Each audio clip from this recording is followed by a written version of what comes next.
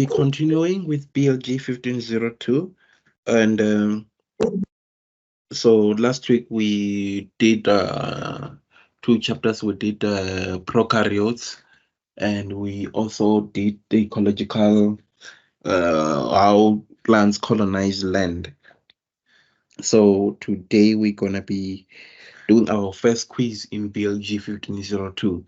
So it's basically just to do the summary of potential questions that you can expect for your exam or your assignments, and also how you can be able to have an idea as to how you could be able to tackle some questions and answers, how you will be able to answer some questions that can appear in your exam. And also feel free to ask any question, feel free to raise any thing that you wanna raise.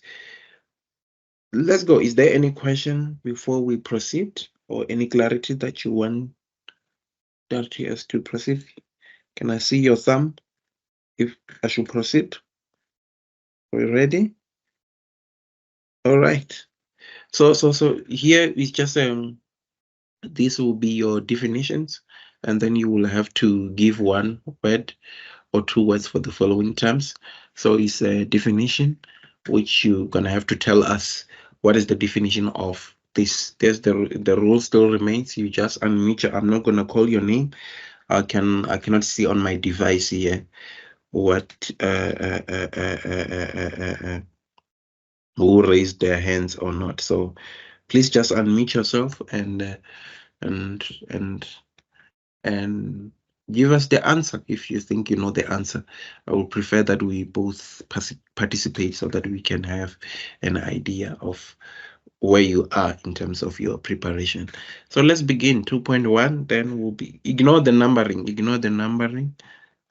numbering when I was just, because I contain most of the questions I got from your previous past question paper, some from textbook, some from different places. So I know the numbering will be all over.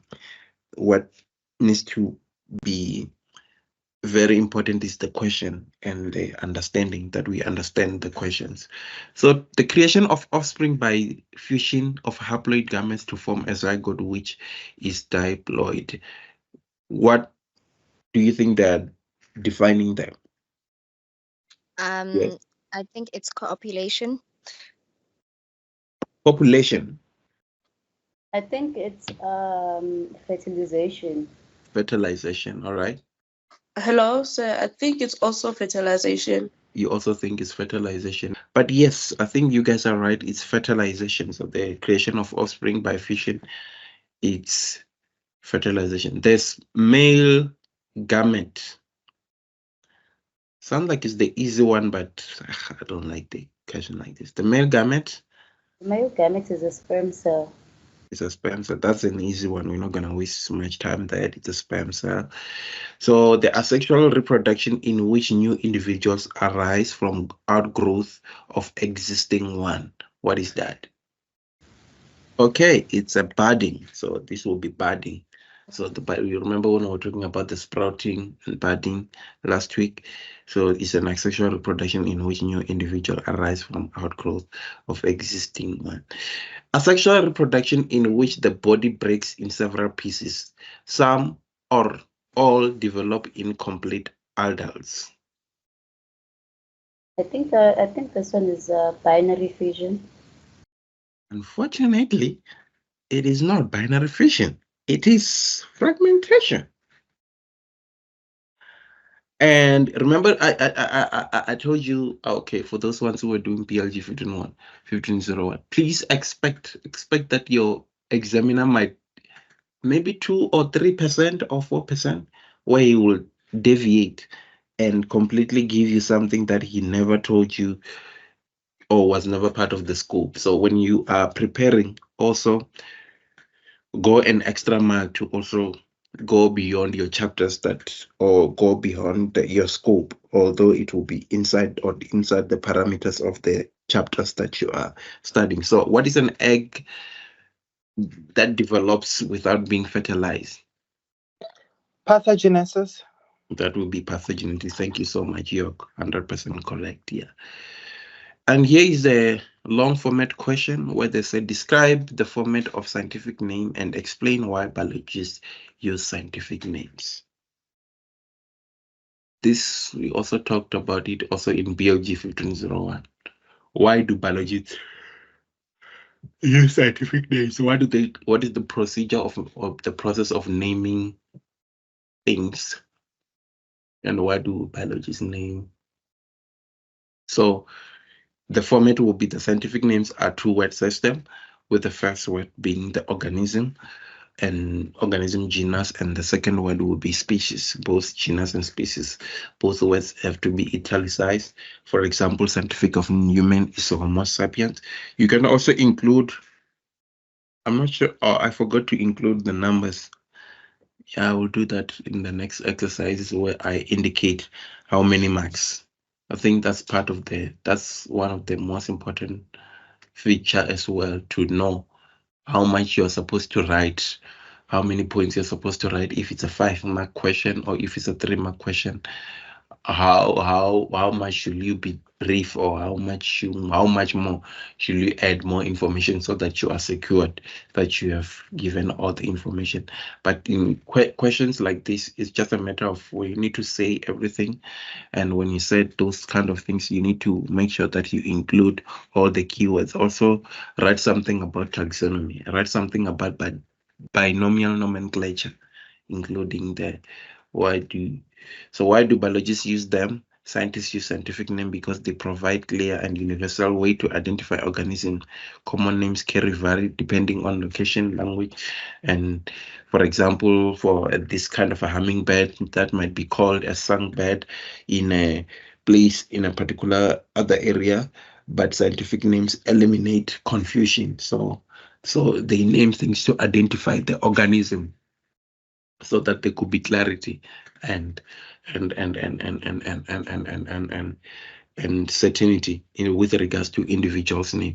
So also, when you're explaining, you don't need to use the very same word as they are here, but you can include something also about taxonomy and binomial nomenclature. Therefore, you will get maximum marks, because mostly in cases like this, in questions like this, they are the examiner. He directs the people who are marking on the memorandum that whatever that the student wrote, they have to be keywords.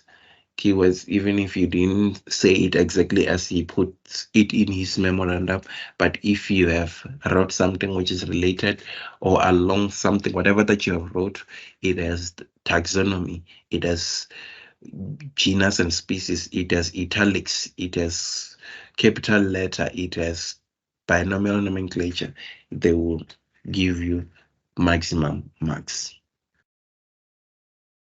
All right. An unknown organism was found in a park. It was one-celled and had no nuclear membrane around its DNA and contained no mitochondria and no chloroplast. It belongs to the group either A, eukaryotes, or B, vertebrate or plants, or C, bacteria or archaea, or D, plants or fungi, or E, just fungi. What's the question? What's the answer? The answer is C. All right, C. What is C? C is bacteria and archaea. Anybody else? I agree with her. The answer is C. Thank you. You are both correct. It's C. Why it's C? Because eukaryotes have nucleus with nuclear membrane, mitochondria, and other membranes-bound organelles. So they are known organisms like these features. So the vertebrate plants are multicellular organism. The unknown organism is it's one cell. The bacteria and archaea are single cell organisms that lack nucleus with nuclear membrane and bound organelle. And this description matches the unknown organism. However, fungi are eukaryotic organisms that can be single-celled or multicellular. So they have mitochondria and cell wall, which is not mentioned in the description of the unknown organism. Well done, guys. The next one will be, we talk about the most life cycle and the sporified last week in thorough details in those structures.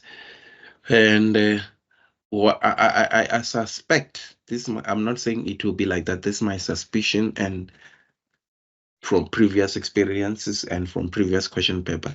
That's what I'm just suspecting, that when your examiner asks question like this, he either, if you are not going to be expected to draw on the exam, he either going to give the life cycle, and in that diagram, it is going to be a graphic question, and that graphic will follow with questions like this. But those diagrams that we went through last week, immediately when we send these notes, please just make sure that you are able to go through them and make sure that you familiarize yourself with those diagrams and all the life cycles, that you be able to can tackle any question, even if it's on, how do you call it, upside down, so that you are able to delve with questions like this without the diagram in the picture. Like this one, which says, in the moss life cycle, the sporophyte consists of leafy green shoots, or B is a heat-shaped prothallus, or C consists of a foot, a sector, and a stag, or D is the dominant generation, or E, I hate this kind of question. I used to hate this. All of the above are correct.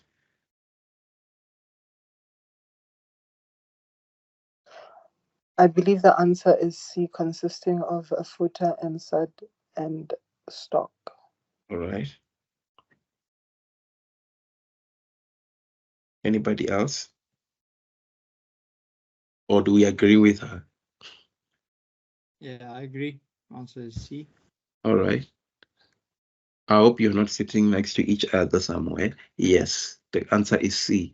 The most life cycle alternates between asexual and gametophyte generation and asexual sporophyte generation, and the leafy green shoots you see are part of the gametophyte generations, and the gametophyte generation is dependent on the gametophyte for the nutrition, which is consisting of the footer, seta, and capsule, and other organelle. So this is just a reminder of what we did last week. Remember this diagram. When you get this, please go through them and make sure that you are familiarizing yourself the life cycle, where we talk about the zygote, archegonium, the egg cell, the sperm cell, the antheridium, the sporophyte, the rhizoids, the young leafy gametophyte, the spore cell, the capsule, the seta, and the leaves, and the progression of this life cycle, how it is being formulated and how it goes through in that. Another one, I think this is an easy one. The scientific discipline concerned with naming organism is called, yeah, it is simple, but which one? I think it's A, taxonomy. Anybody else? I think the answer is A as well. You think also the answer is A. All right, yeah. So do we remember what you're right? The answer is A. Do you still remember what is cladistics? Obviously, you know about the binomial nomenclature, you know about the systematics. Philo, I don't expect you to know about philo code. So cladistic is the method where biological classification that uses shape, derive characteristics to group organism together, when we're talking about cladistics. And we just talk about binomial nomenclature, which is a formal system of naming species using two Latin terms, one which is the genus and the other one is the species. And systematic is the field of biology which we concerned with the diversity and the relationship of organism, where taxonomy is part of. So taxonomy will be part of systematics. So there will be systematics and taxonomy. So taxonomy is within systematics, where we talk about there will be obviously in I think when you go to your second year and third year, there will be like naming the modules as systematics and all that. Philo code is a set of rules and regulation governing the naming of organisms in phylogenetics. All right, then name. Okay, how many are there? Maybe 3 characteristics common to all land plants. We did this last week. I know one autotrophic. All right. The other one will be apical meristems. The other one is multicellular. The other one depends on embryos. The other one is alteration of generations. So I've seen this question resurfacing a number of times, but yeah, I think the answer is this. It is just as it is. You're gonna have to make sure that you know this and you go to your notes and highlight this and because there isn't much that that your examiner is delving much on. If you go through your from 2018, 19, 2020, 2021, you see that in terms of this chapter, he keeps delving into these questions. You will see when we did also previous question papers, when we just understand what this is from 2018, you will see that these are there and these are there, and it keeps dwelling on this one. So yeah, I will suggest and advise that whatever you do, make sure that you get into your exam room or when you're doing the exam, knowing these ones.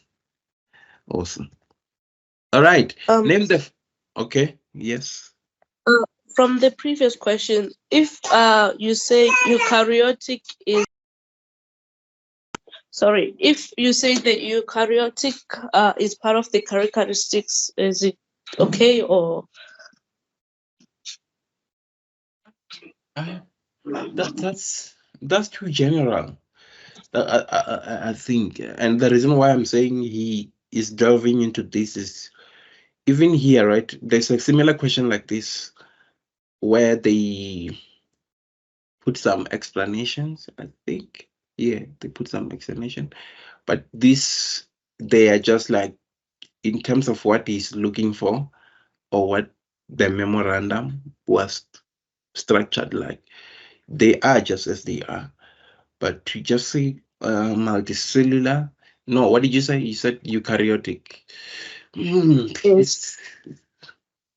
So, but the question itself does not go into depth. Just characteristics of common, which are common to all land plants. That they have to be common to all the land plants. Yeah, but it's too general, and they just need all the characteristics which are common to all the plants which are on the land.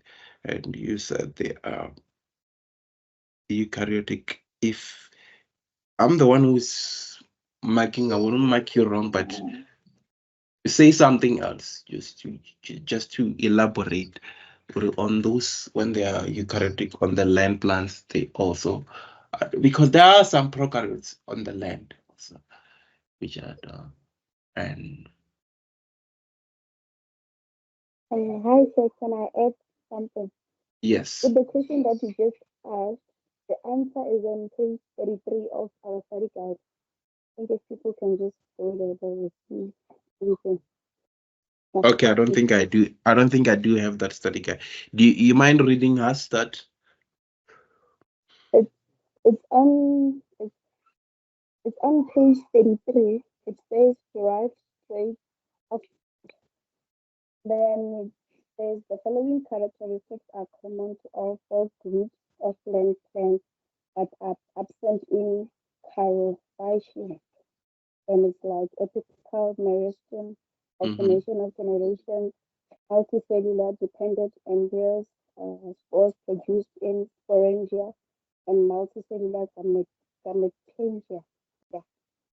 Okay. So there are explanations there. Yes. Okay. I didn't know that. I don't know. Does most of you have that study guide, I'm sure. So please go and check that. And also page, what page is that? Please put the page on the chat box there. And say the characteristic of common, which are common to all land plants where they are found in. Okay. But I think we do have a similar question in the slides that are coming ahead here. All right. Let's go to the other one. Name 5 characters that define land plants. So these ones that just defining the land plants, they are not the one which are common, which just define. So the previous one, we're talking about the characteristics that are common to all land plants. All the land plants have same character, they have characteristics which are the same. But the ones that differ, we are talking about the ones that define the characteristics of land plants. Stomata, vascular tissue,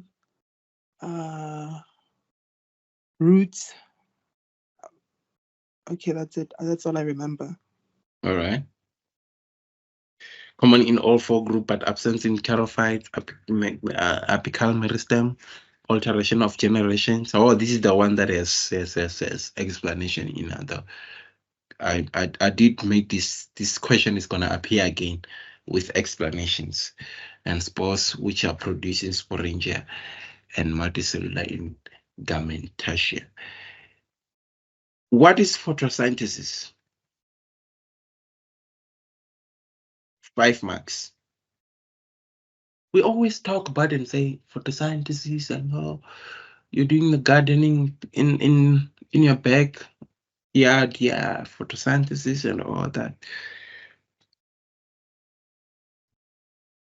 We often throw in photosynthesis everywhere in our everyday life. Yes, do we in everyday? Am I stretching it? Yeah, but we know what photosynthesis is. But in terms of definition, in terms of explaining it for Max, how will you answer it? Can I try this one? Please. Yeah, it's a process whereby green plants convert radiant energy into chemical energy. You get the requirements for photosynthesis, carbon dioxide combining with water and light inside the chlorophyll of the chloroplast to form glucose and oxygen. Great stuff. Anyone who want to give it a try? Thank you. That's a nice explanation, by the way. Remember, there's nothing called wrong answer in science, eh? So this will be another explanation, which is the conversion of light energy to chemical energy, and that is stored in sugar or other organic compounds. It occurs in plants. It occurs in algae. The reason why I'm putting this, because there will be like a question even here. They can extract different questions like in multiple choice in one word, or say the process that occurs in plants and algae. Also remember that photosynthesis is one of them, and it occurs in plants, algae, and in certain prokaryotes. It nourishes almost the entire living world directly or indirectly. It is not a single process, but 2 processes called light reaction for photo and Calvin for synthesis. It is the means by which energy in sunlight becomes usable by living individuals or living organisms. Are plants more important to people, or are people more important to plants? Kind of like a fun fact question, isn't it? Generally, so which ones are more important? Generally speaking, I would say plants are more important than people because we do require the plants to create oxygen for us, whereas the plants do not require the oxygen directly from us. They are not dependent on us. Mm-hmm. Cool explanation. But on a surface, I would say okay, I would sorry. say people are more important because initially with today's technological advancements, we have oxygen scrubbers which don't necessarily require plants. Yeah, okay. Did you see what's happening in Dubai though? Yeah, but On that was a conspiracy theory that was seeding of it was rain thingy rain. No, uh, it's climate change. it's just a general climate change, and there's Yes. nothing to do with cloud seeding or anything like that. No, it was a Okay. conspiracy. Yeah.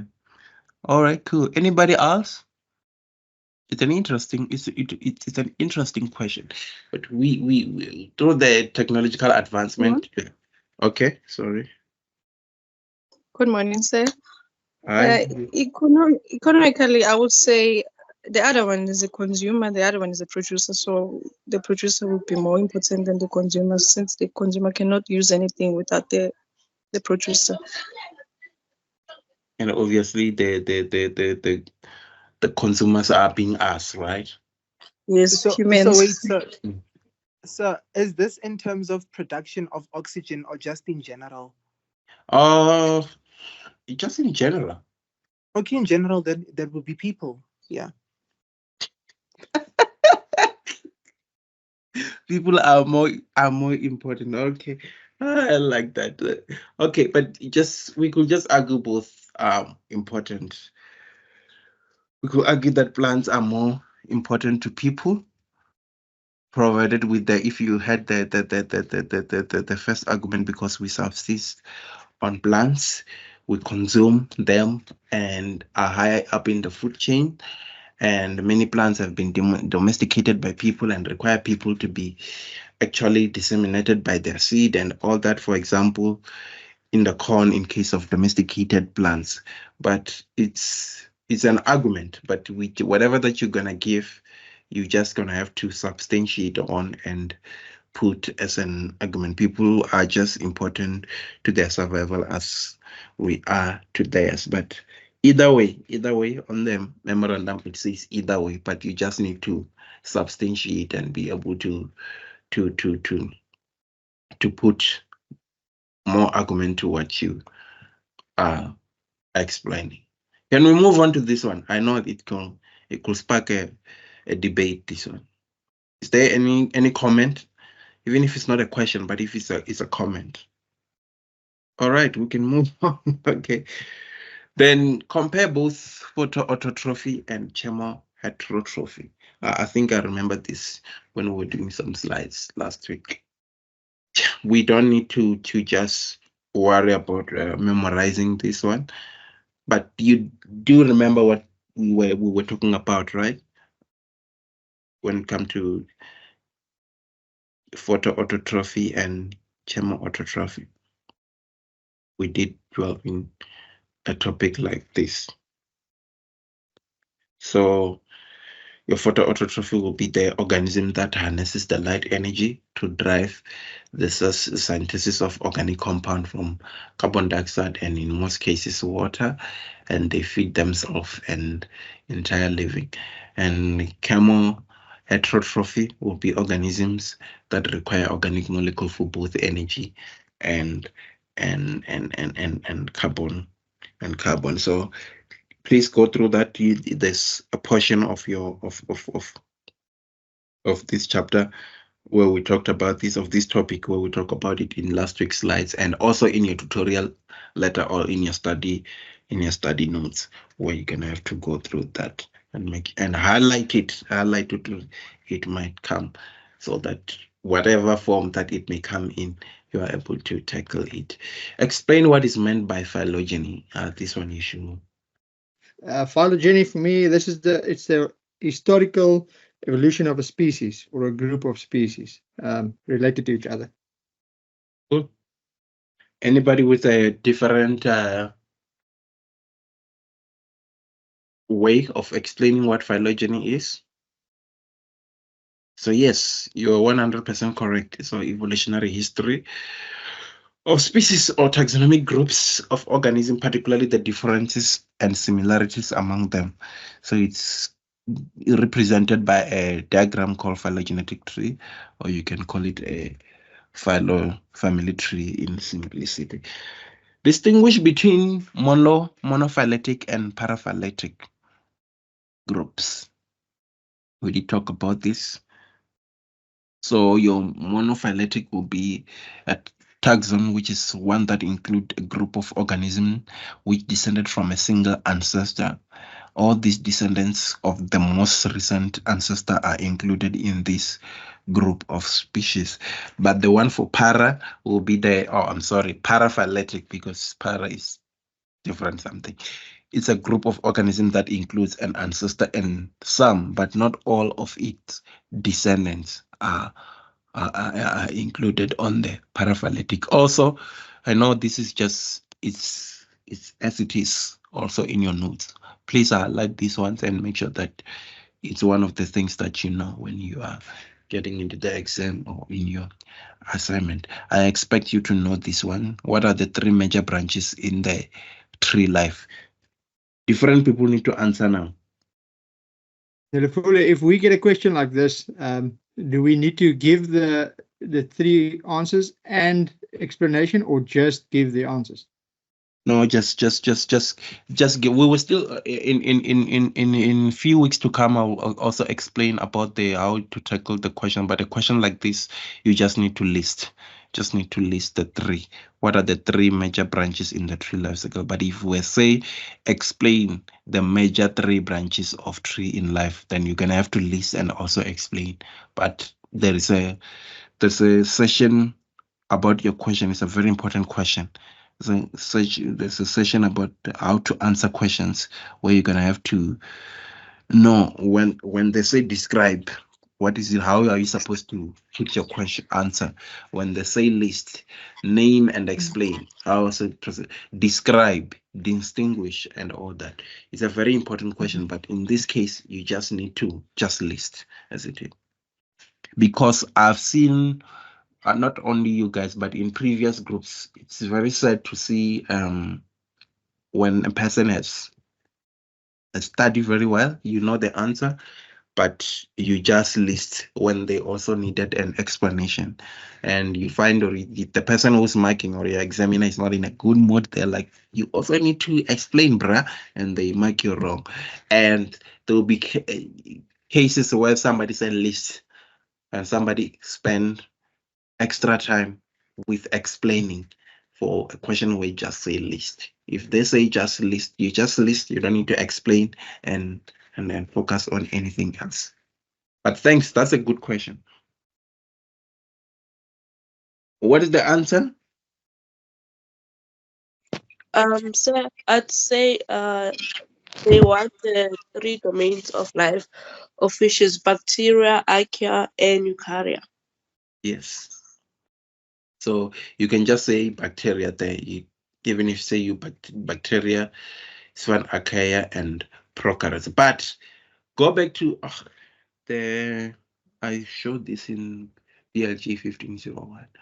What the rooted, I should have bring that slides here for the rooted and unrooted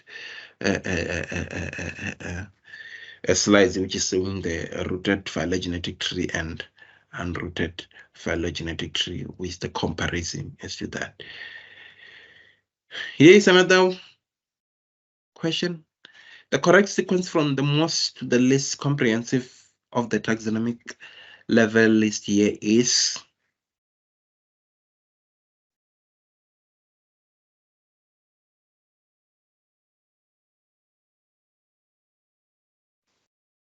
It's B, sir. It's B. All right, let's see.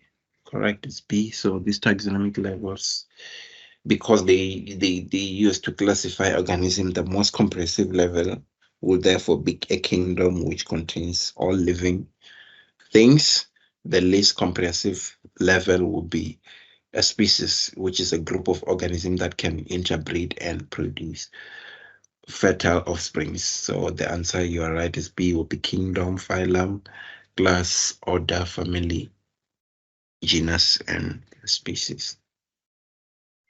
Here's another one. Which features do ferns share with all other land plants? Come on, Murunga. What are you doing? I've given the answer already. How many knew the answer? I'm sure all of you are gonna say, I knew it. It was A. All right, yeah. Distinguish between bryophytes and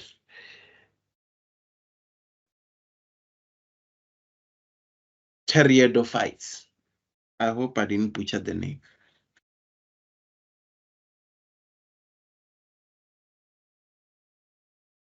I know this chapter it's a very tricky, and it's like I'm not being fair on you guys because it needs people to prepare a lot, and it's a straightforward question. We just have to list. It's just there, but just bear with me, guys.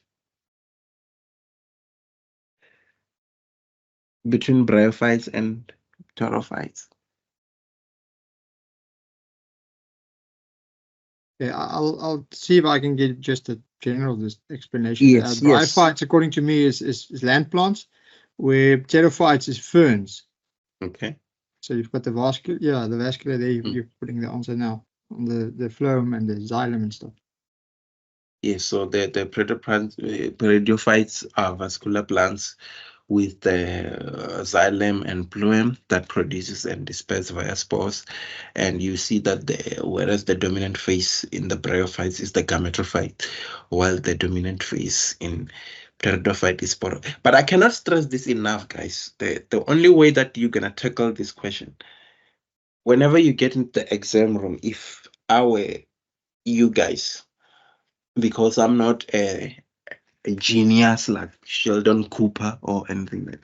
So I will definitely, because in my answer book back then we used to have like an answer book at the back, I would immediately draw those life cycles, because those life cycles, whenever you have those diagram, it helps you to explain a lot. It helps you, and even when you are just explaining with those life cycles, whatever that you can, or sorry to use this word, whatever that you can, if your memory cannot jottle back the answers correctly, but whatever that I could waffle, if there's a keyword there, I stand a better chance to put a correct keyword if I have the graphic diagram. So immediately when you get questions like this and you see that there's a pattern that they are repeating, please draw yourself that life cycle in order to explain. You will see that it will refresh the memory of all the things that you have studied, and you will be able to explain and tackle some of these questions. And also bryophytes have no vascular tissue, while pteridophytes also have vascular tissues, like what you just explained earlier on. Here's another one. I think I'm repeating a question here, which could just mean one thing. It could just mean one thing. It could just mean that, okay, it might be a very significant question. Yeah, and here I put also the marks. Describe the format of scientific name and explain why biology use scientific name. It's a repeating. We are repeating this one. So biology's binomial nomenclature system was sought to classify diversity. There's a guy called not Carl Linnaeus. Carl Linnaeus is a politician. Carlos Linnaeus developed the two-part of binomial format system of naming the species, namely, and the first one is the genus, and the second one is the specific species. For example, Homo sapiens, which are for the humans, and The other one, the first part is the capital letter, and the second part is with the lower letter with both underline or in italics. So if they said 4 marks, try by all means that whatever you put when you structure your answers, you put 4 points. You put them in 4 points. So if you have to write, try to cut your sentences short so that they are in 4 points. Not that you should write 1 point twice, or you can continue with your point and put it in twice, but just try to make sure that you can have as much 4 points. That way you are in safe side. That way you are safe in whatever eventualities that can happen. I don't just want to say in case you wrote a wrong one, but yeah, whatever eventualities that can appear. Yeah, and adaptation that enable plants to move to land. Remember last week we were talking about how plants colonize land. So we did also talk about the adaptations. So the question here will be, what are the adaptations that enable plants to move to land?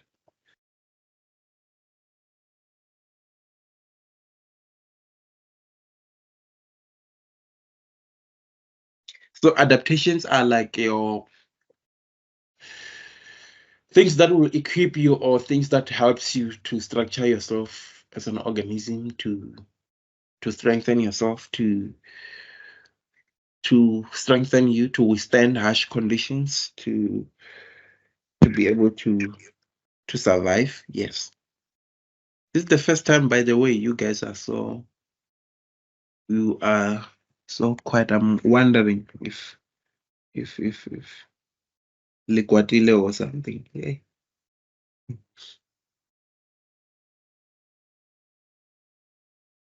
Reproduction. Okay. When they develop the roots to acclimate to the new climate. Mm-hmm. Yeah, those are the two I know, I think. Yeah, and it's not only gonna be the ones that I put here, which are correct, by the way, because we just taking the general one and the common ones which were there, and obviously there's no way that you're not gonna say natural selection. It's supposed to be. You remember what was the question that another student asked? So most of when I was those snacks, if you can answer most of the question with natural selection. So it spark a debate to the examiner, as long as you can explain yourself.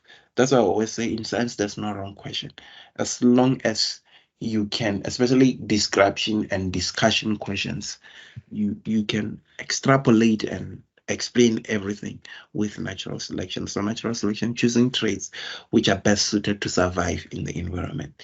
So when we talk about adaptation, you just need to think about, in general terms, things that will make an individual or organism to be able to survive and be able to outcompete its competitors, able to hid itself from being predated, able to pass their offsprings to the next generation, and so that their population could be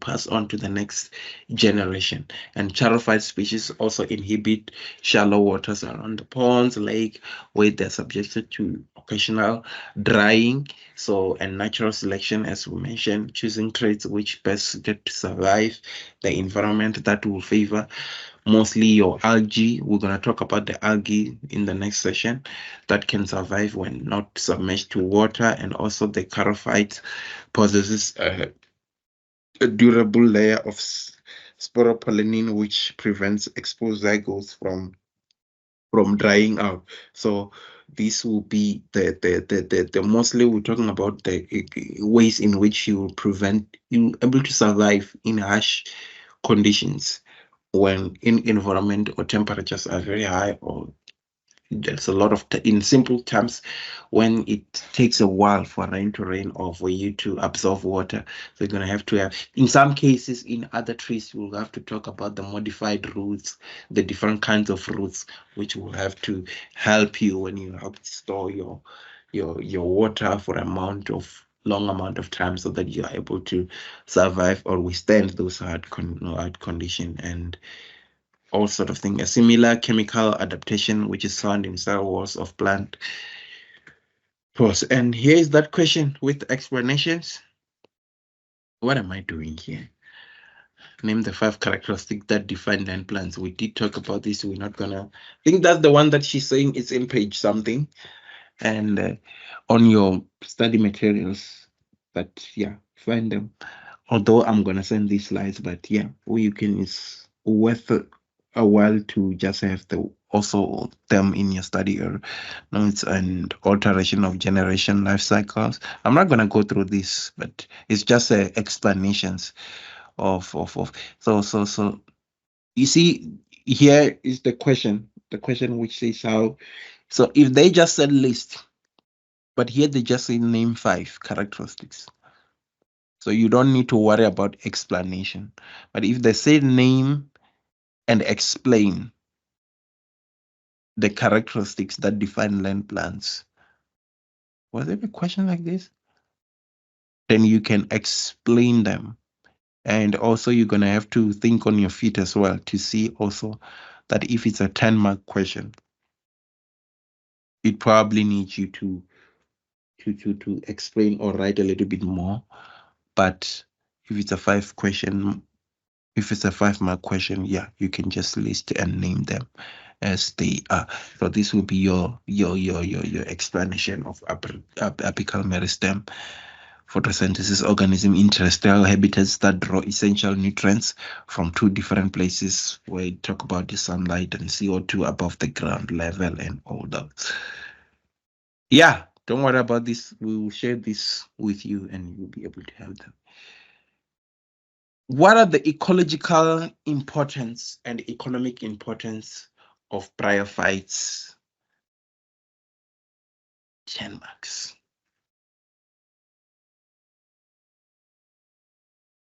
So your economic importance is it's what you know. What does this benefits? What is the benefits in our life? So it's most of the question where when you are proceeding with your studies on yours, you're gonna go and present in some conferences. Department of Agriculture, Department of Environmental Affairs, when you're presenting to the Director General and all of that. And then you're gonna speak your fancy science, the language that they don't understand, or talking about your meristems, bryophytes, and all of that. And the question that they're gonna ask you, the DDG, those position which is the Director General. The Director General is the one that reports to the minister.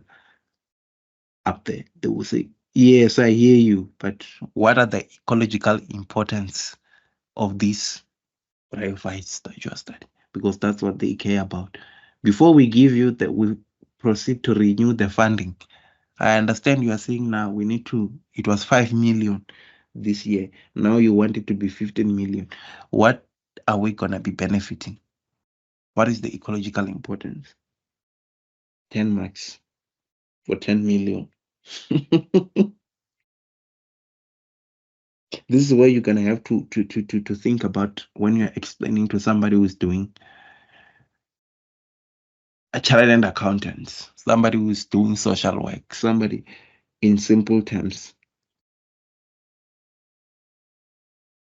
And I also find where you can get the it's just that I didn't take a picture. So in where you put your laundry in the washing line. So if you've got a pavement there, just go and check. You'll see that there's a canopy of blue things which are making a mat. Those are the bryophytes and your mosses. You know what? Want to give it a try? So your ecological importance will include the dispersal of lightweight spores, which distribute them far far across the world, and it will be like particularly common in moist forest, which is diverse in wetlands, where the mosses have colonized barely sandy soil, and researchers have found that they help retain nitrogen in it. So if you put something which is the preservation of nitrogen, so this will be your keyword that they will be looking for.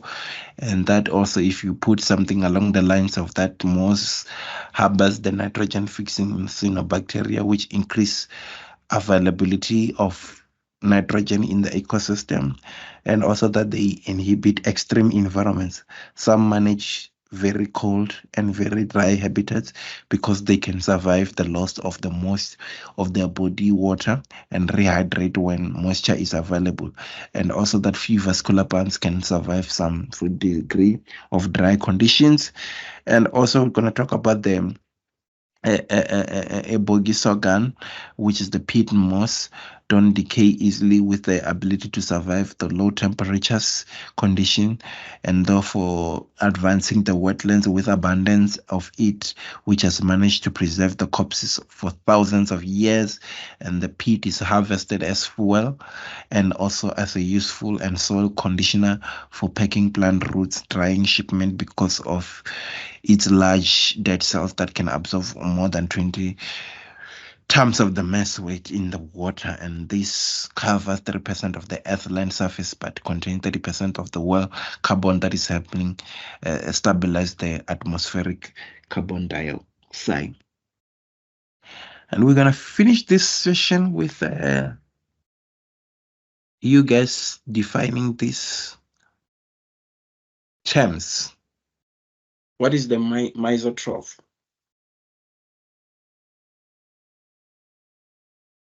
What is an endodermis? What is bioremediation? What is a carpel? It's a structure which we saw when we were doing one of the life cycles. What are charophytes? So your mesotroph will be an organism that is capable of both heterotrophy and photosynthesis. And what is the endodermis?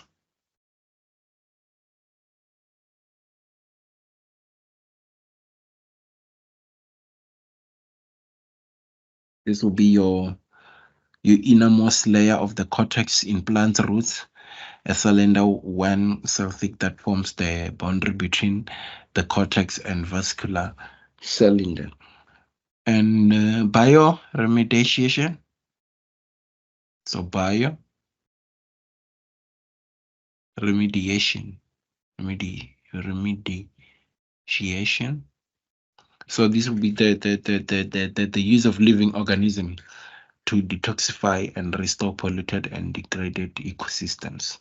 So this is like a rejuvenation sort of a thing where you are trying to recover a polluted ecosystem that has been disturbed by one form or the other. And the carpel, Reproductive organ, female reproductive organ in plants, flowering plants, I think. yeah, something along those lines where you're producing the reproductive organs of a flower, which consists of the stigma, style, and ovary. So if you put anything like around ovary, stigma, style, or just put a reproductive organ in whatever that you're gonna explain, the examiner will be lenient enough to give you the mark. And we did talk about charophytes a lot. Some of you were laughing at me when I was butchering the name last week. Is it an algae? Yeah, so the charophytes will be a group of plant-like protists that is most closely related to plants. Last slides. What is a eukaryotic cell?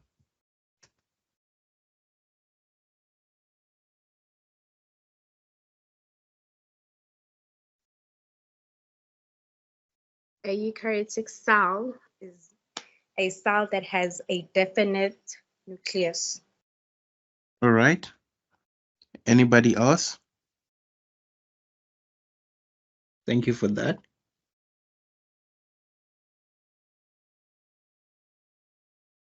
So a type of membrane enclosed nucleus and membrane enclosed organelle. Simple like that. And pollination? This is easy, guys. It's the transfer of pollen from. Thank you. Yeah. Thank you. And co-evolution? Just think of what evolution is, and co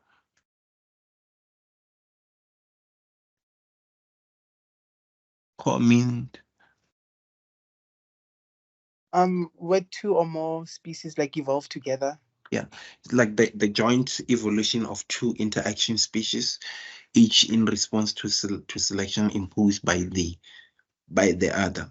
And sexual reproduction, I know we know what this is, but in terms of this model, what kind of a structural answer that you want to give? These ones, I think they're repeating. If you remember the first slide, the second two, these two, we did them in the multiple choice question.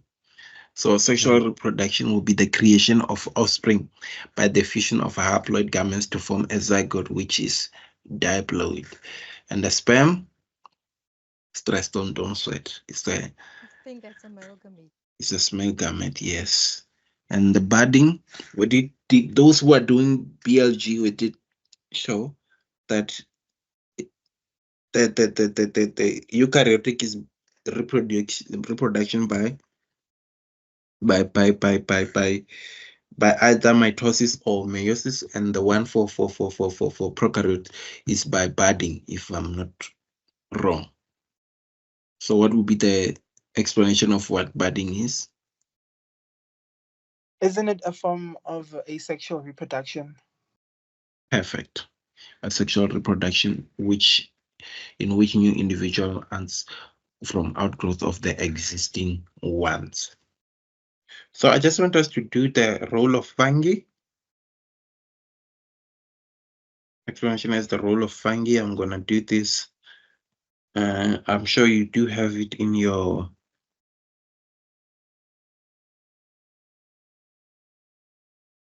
So fungi will be, just bear in mind with me here.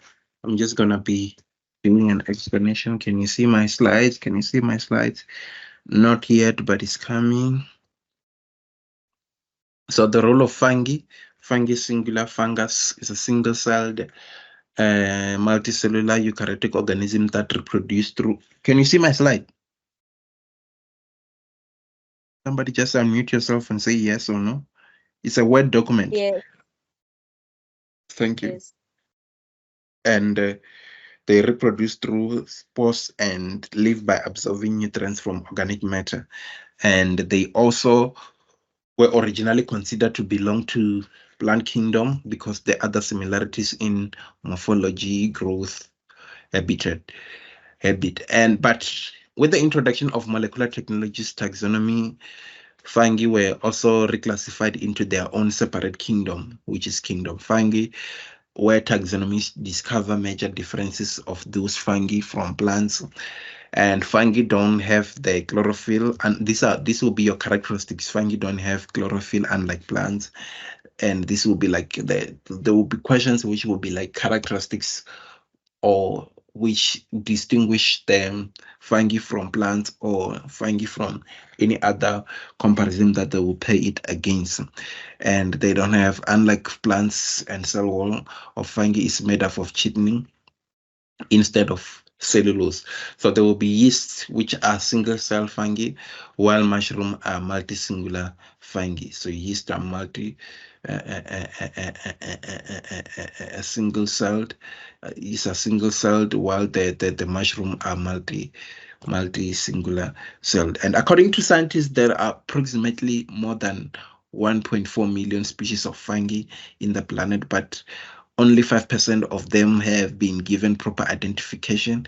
So out of those 1.5, only a fraction of 5% are the one which has been identified, which indicate that there's still a lot of work in terms of classification and identification, which one can work on. That figure makes fungi as one of the most biological diverse organisms in the planet.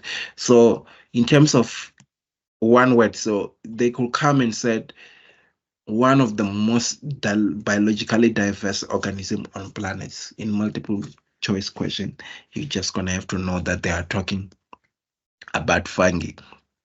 Fungi have fundamental role in nutrient cycling due to their ability to decompose organic matter. They're talking about advantages now and economic impacts.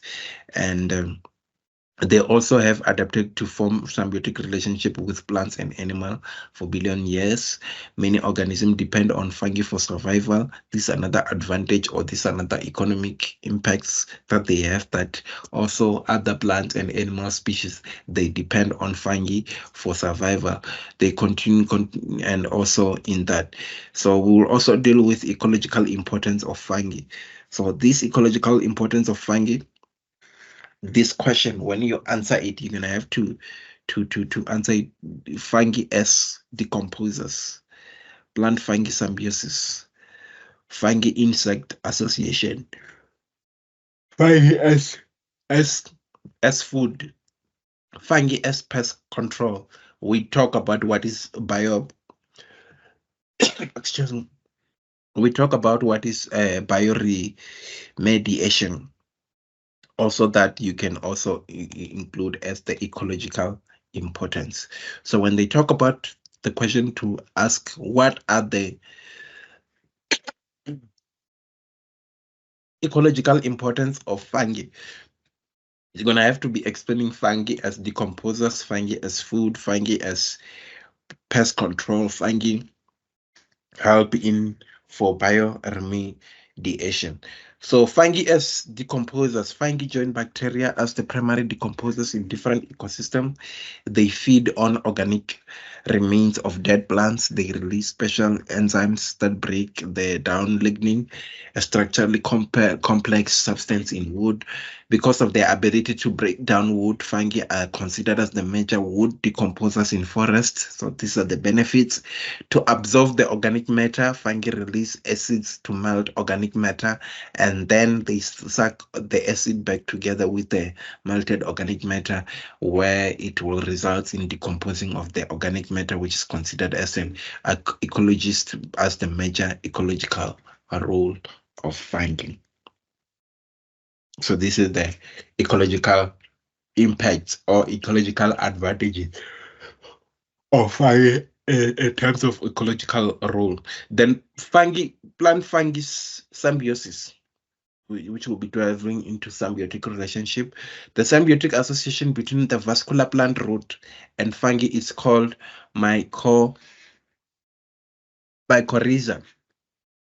So this one, in this association, fungi colonize the roots of plant and gain access to their tissues. And fungi build a connection to the roots in such a way that they can also exchange nutrients with each other. Plants provide mycorrhizal fungi shelter, and they supply it with carbohydrates.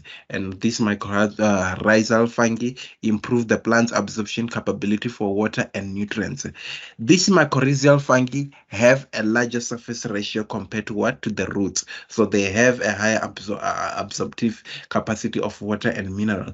They make it easier for plants to absorb water and mineral in soil that are dry with low mineral concentration. So this is one of the conditions and one of the benefits in terms of water storage and in terms of mineral storage in areas that are very dry. And without this mycorrhiza, it will be difficult for plants to absorb water and mineral in such soils. And it is estimated that about 90% of plants depend on mycorrhizal fungi for survival. So this is one of the ecological benefits that is vindicated in terms of this fungi. So fungi as insect association, Fungi do not only associate with plants, but also insects. Some groups of ants, termites, beetle cultivate as food, and there are also insects that deposit their eggs to growing fungi. They learn that the fungi can provide nutrients for their developing larvae, and microscopic fungi used to have been found in the gut of insects, but their role is not yet clear. Scientists have so the mere fact that they have been found in the guts of insects, it means that they serve them as for food. We know what they mean by guts, right?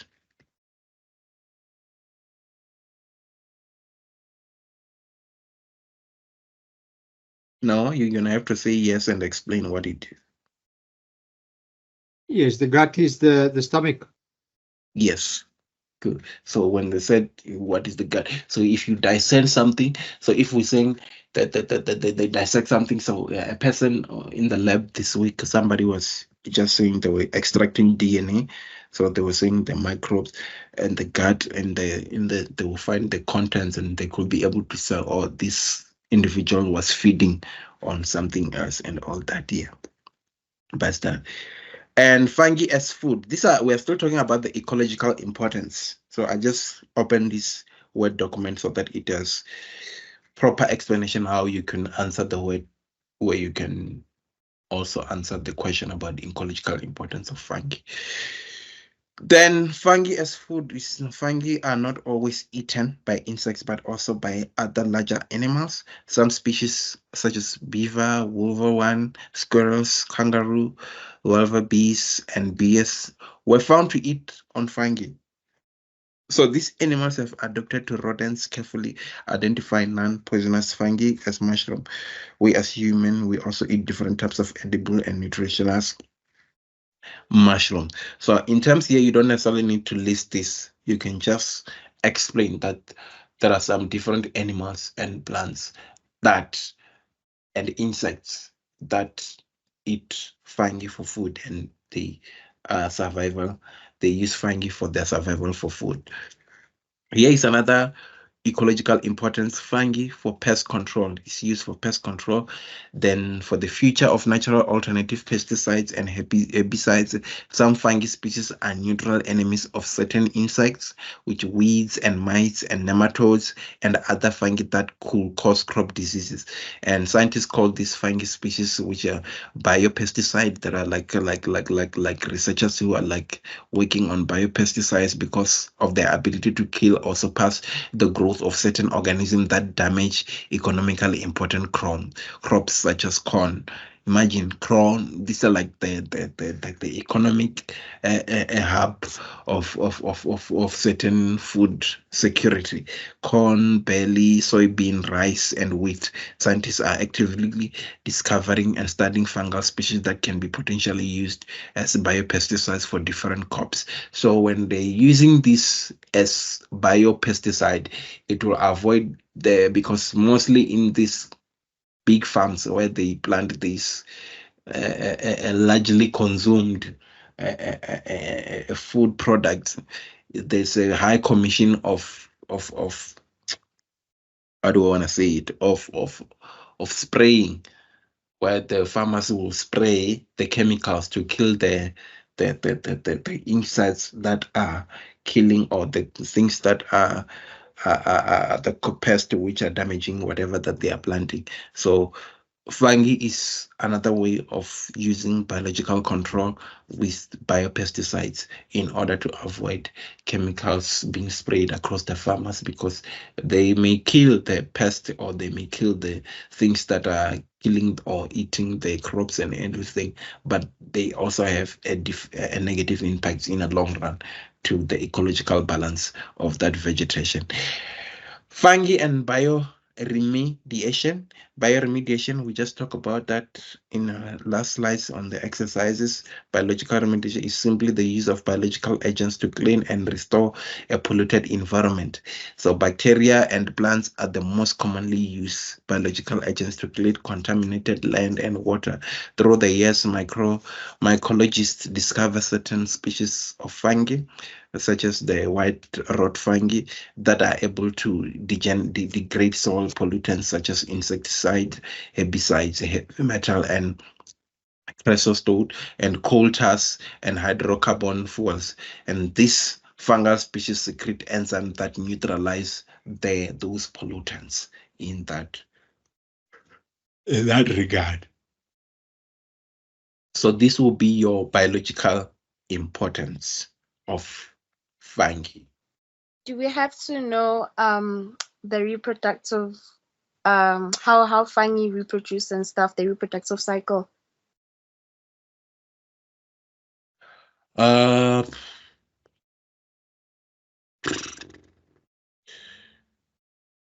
haven't not in a sense that they will question you to explain the reproductive cycle of fungi or anything like that, but just a general discovery of the study of how the breakdown of how fungi they reproduce and all that, so that if a question like that could just be chipped in one form or the other, in terms of, because you never know what your examiner will ask in terms of not explaining, but in terms of differentiation, and maybe he put as a one word or multiple choice where you're gonna have to explain. You're gonna have to know this is how the fungi reproduce, and this is how they are reproducing, and this is how they are formed. But in terms of long questions, the things that are significant is their ecological importance, and how are they the ecologically importance in those examples that we gave. Okay, thank you, sir. So we're going to do the evolution of seed plants.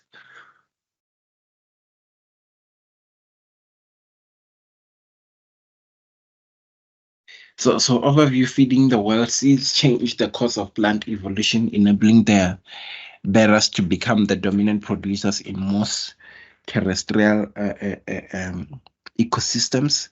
So the reduced gametophyte seed plants are protected in ovules and pollen grains.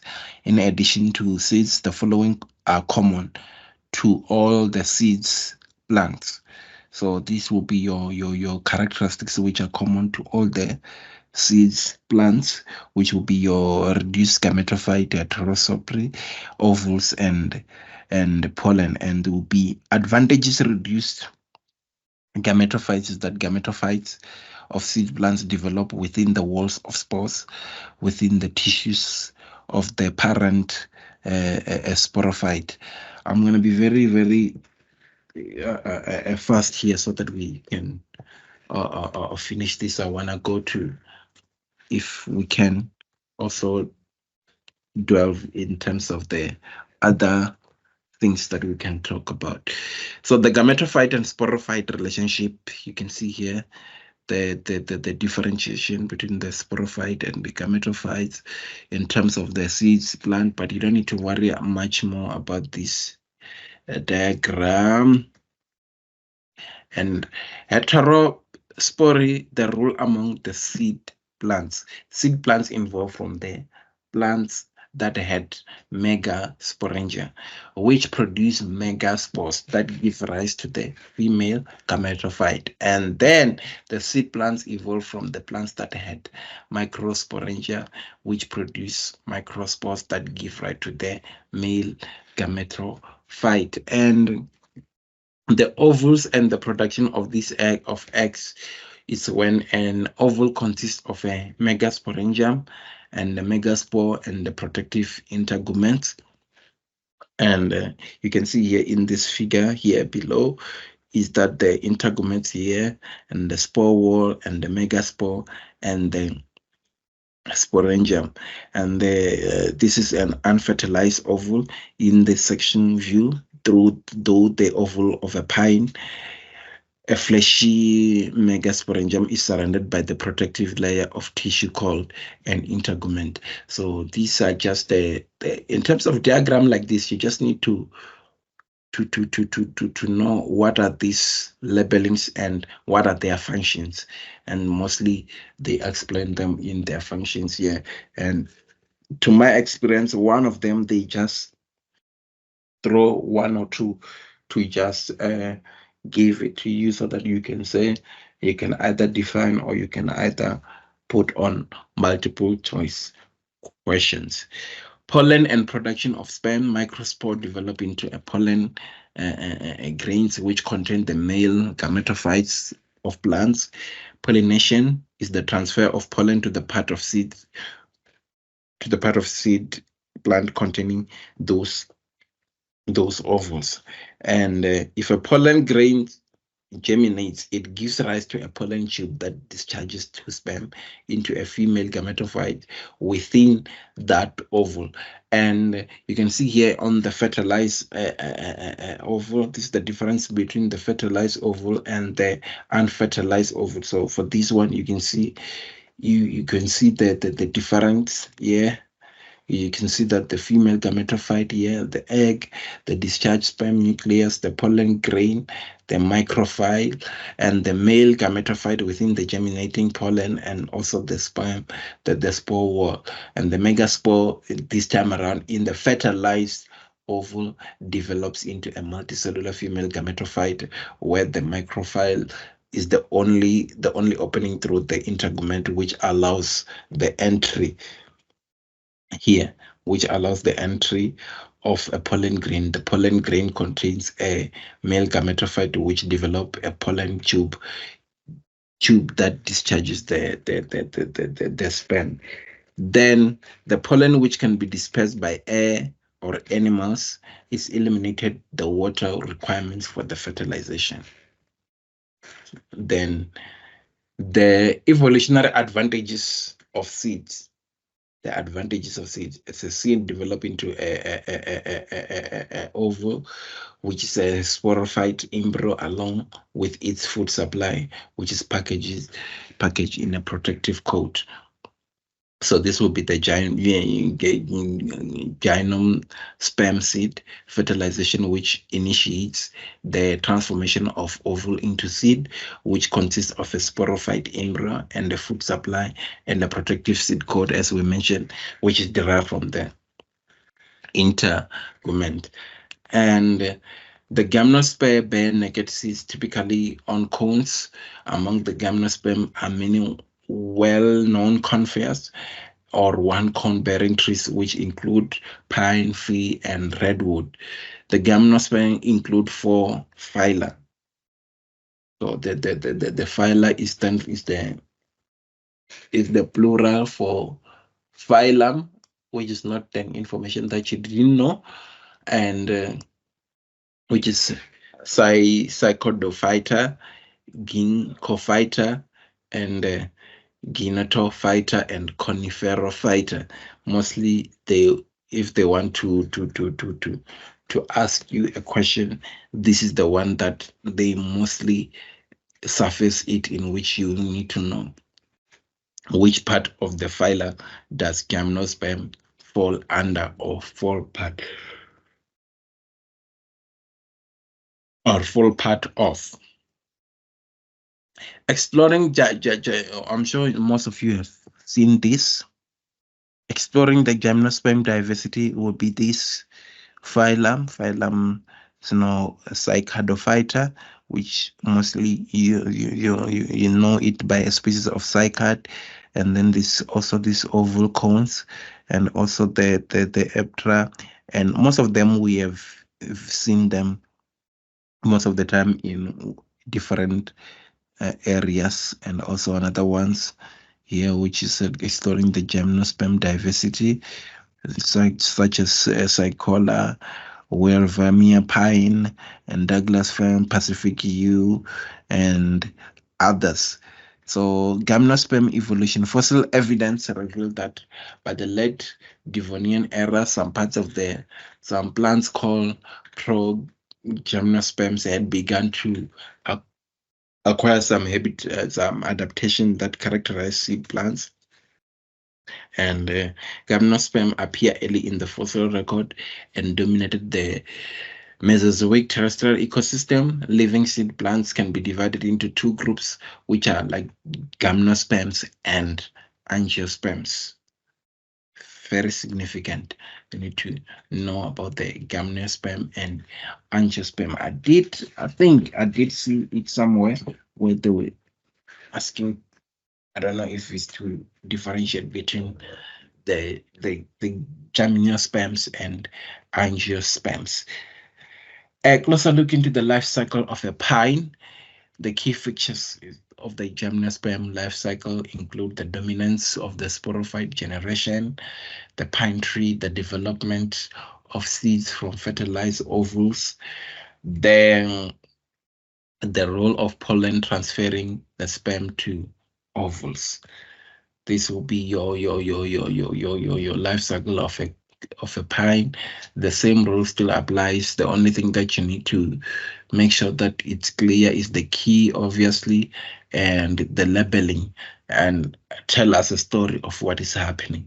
Somebody needs to come here and look at this and say, okay, I can be able to form and follow through what is happening in terms from the megaspore, sporocyte, entanglement, or those things that we were explaining, the meiosis and the pollen grains contaminating male gametophyte surviving the megaspore germinating pollen grain, integument, female gametophyte, germinating pollen grain and egg nucleus, and discharged sperm nucleus seed coat, all the way to the seedling matured sporophyte, which is formulated, and you see the ovulate cone, the longitudinal section of microsporangia, meiosis, sporophyll, and all the microsporocytes and longitudinal section of ovulate cone. So this is just a life cycle, just like the life cycle of a moss and all those things that we did last week. You just simply need to know what is happening. So here in most cases, the first one will be the Conifera species. Each tree has both ovulate and pollen cones. And the second one, that an ovulate cone scale has two ovals, each containing a megasporangium. Only one oval is shown here. And then the pollen cone contains many sporangia, which is held in sporophylls. Each microsporangia contains microspores and microspore mother cells. These undergo meiosis, giving rise to the haploid microspores that develop into pollen grains here in this saga. Then a pollen grain enters through the microphyll and germinates, forming a pollen tube that slowly digests through the megasporangia. Then the fifth one will be the pollen tube develops the sporophyte and which undergoes meiosis, producing 4 haploid cells. This one produces 4 haploid cells, 1 survive, and the megaspore. And the sixth one will be the female gametophyte, developed within the megaspore and contains 2 or 3 archegonia, each with an egg. By the time the egg are mature, 2 sperm cells have developed in the pollen tube, which then extends to the female gametophyte. Fertilization occurs when sperm and egg nuclei unite. And fertilization in number 8 usually occurs more than a year after the pollination or the pollination. So all eggs may be fertilized, but usually only one zygote develop into an embryo. The ovule becomes a seed consisting of an embryo, food supply, and seed coat. So this is basically the how the life cycle of a cone can be explained, and in that regards, that you will be able to understand it. Reproductive adaptations. There was a question about the adaptations of land plants in the previous slides when we were doing when we were doing a quiz. So here the reproductive adaptation of angiosperms include flowers and fruits. Angiosperms are commonly known as flowering plants, and they are seed plants that produce the reproductive structures called flowers and fruits, and are the most widespread and diverse of all plants. This we're talking about angiosperms. Key adaptation of in the evolution of angiosperms are flowers and fruits. And flowers, the flower here is an angiosperm structure specialized for sexual reproduction. And a flower is specialized shoot with modified leaves, which has sepals. These are the explanation sepals, which includes the flower, the petal, which are brightly colored and attract pollinators, and the stamens. What do the stamens do? The stamens which produce pollen, and the carpel which produce ovals. So the stamen produces pollen and the carpels produces the ovals.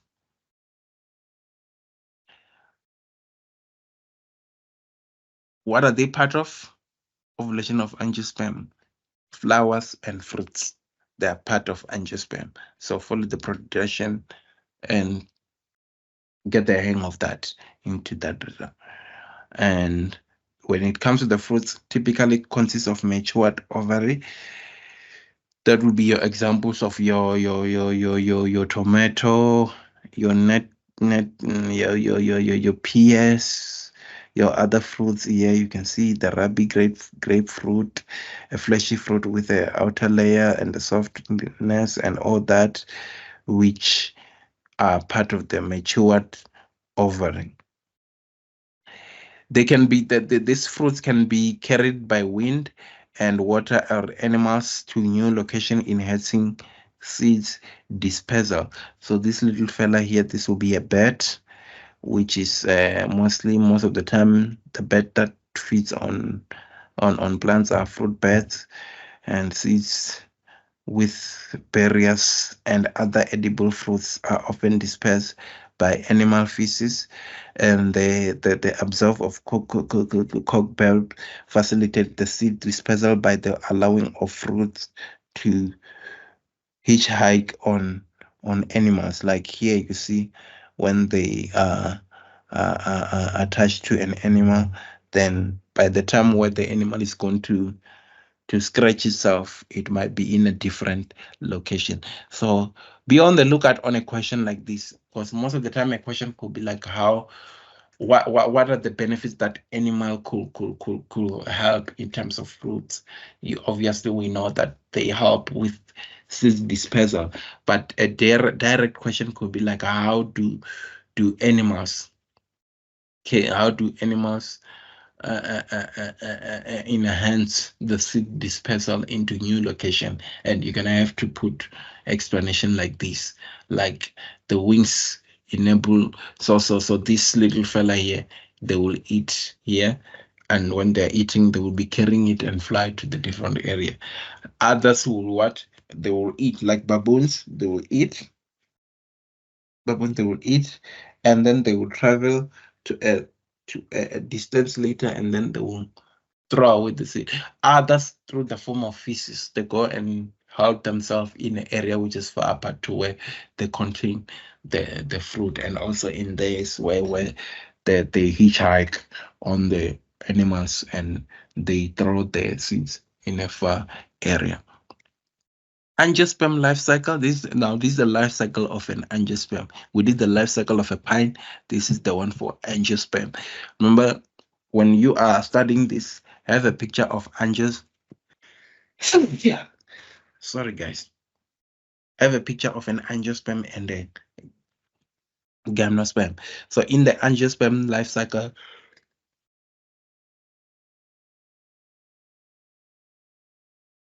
hey Jesus. So the double fertilization occurs when pollen tube discharges two sperm into the female gametophyte. Are you guys still following, or I'm alone? The glasses. You're still there. Okay, Yes, thank sir. you. Thank you. It's Thank still you. here, sir. Thank you. So the double fertilization occurs when a pollen tube discharges two sperm into the female gametophyte with an ovule. One sperm fertilizes the egg while the other combines with two nuclei in the center cell of the female gametophyte and initiate the development of food storing endosperm. What is an endosperm now? An endosperm, the function of it is that it nourishes the developing embryo. And here would be the life cycle of the angiosperm, where the athens contain the microsporangia. Each microsporangia contains the macrospores that divide by meiosis, producing microspores, and then the microspore form pollen tube grains rather, which are the containing male gametophyte, and the and the generative cells will divide to form two sperm, and the tube cells will produce the pollen tubes. And then in the megasporangium of each ovule, the megasporophyte divides by the meiosis and produces 4 megaspores. The surviving megaspore in each ovule form the female gametophyte. Then that after the pollination, eventually 2 sperm nuclei are discharged in each ovule. And then double fertilization. There's a question where they will say you need to explain. I'm sure you might have seen it in your assignment or in your previous question paper. What is in explain what is double fertilization? We're gonna deal with that in next week or in next sessions. We're gonna be dealing how you can tackle that answer by means of diagram or not. Explain what is meant by double fertilization, which occurs one sperm fertilizes the egg, forming a zygote. The other sperm combines with the two polar nuclei to form the nucleus of the endosperm, which is triple in this example. Then the zygote develop into an embryo that is packed along with food into a seed. The fruit tissue surrounding the seed are not shown in this case rather. And finally, when the zygote when a seed germinate, the embryo develop into a mature sporophyte. So that's about it about the life cycle of an angiosperm. And the angiosperm evolution, clarifying the origin and diversification of angiosperm, poses fascinating challenges to evolutionary biologists. Angiosperm originated at least 140 million years ago, and during the late Mesozoic era, the major branches of the clade diverged from their common ancestor. So this is just the fossil angiosperm, primitive fossils of 125 million years old angiosperm display both derived from primitive traits. You don't need to worry much about this. And an Evo-Devo hypothesis for flower origins. You don't need to worry yourself about this hypothesis of how pollen producing and ovule producing structure were combined into a single flower. Angiosperm diversity. The two main groups of angiosperms are monocots and idiocots. Basal angiosperm are less derived to and include the flowering plants belonging to the oldest lineage, and magnolias share some traits with basal angiosperm, but are more closely related to monocots and idiocots. And this exploring the angiosperm diversity, if we check here, there will be, this is just an indication of how they generated or they diverge with the star anise and water lily and umbrella trichopoda in that form, but you don't need to worry yourself much about that. And this is just the diversity of them, where you saw the monocots and also the eudiocots. Here the differences, and you can see here the orchid, the lily, the plants, and all that. And these are the explanation and the differentiation and the labeling of how these plants are, and the lineage or links between angiosperms and animal. Pollination of flowers by animal and transport of seeds by animals are two important relationships in terrestrial ecosystem. Like for instance, here you see a flower which is pollinated by honeybees. This is the procedure and process that most of you or most of us we are familiar with. It's harvesting the pollen and nectar and sugary solution secreted by a flower glands. And also here you see a flower pollinated by a hummingbird. And also here, this will be a fruit bat. What is nocturnal animal? An animal that's active during the night. Thank you. Some angiosperms such as carcass and depend mainly on nocturnal pollinators, including birds, common adaptations such as plants. So this bird here, there are two types of bird species. This will be a insectivorous bird. So the insectivorous birds are those ones that are very big. They have an adaptation to grow very big. That adaptation is it's a mechanism to feed on plants, but there are other species which feed on insects and they are called insectivorous birds. And then human welfare depends greatly on seeds plant. No group is more important to human survival than seeds plants in that order. The product from seed plants, humans depend on seed plants for what? For food, for wood, and many medicines. And this will be like your example of how some derived medicine and how some example of source, a compound, and example for use. Put the letter here, and then this one is used for malaria, and this one is for muscle relaxant during surgery, which are beneficial. These are like the benefits that we humans use for the seed plants, for wood, food, and many medicine trees. The threats to plant diversity, destruction of habitat, we talk about this, is causing extinction to many plants and the animal species that they support. So next week we will also do some quiz for previous question papers, and we'll also do about algae, the economic importance of algae, how are they important in the surface, in plants, in water, the ecological importance of them as well. We'll do those. And we'll also do some revision on the previous chapters that we have done.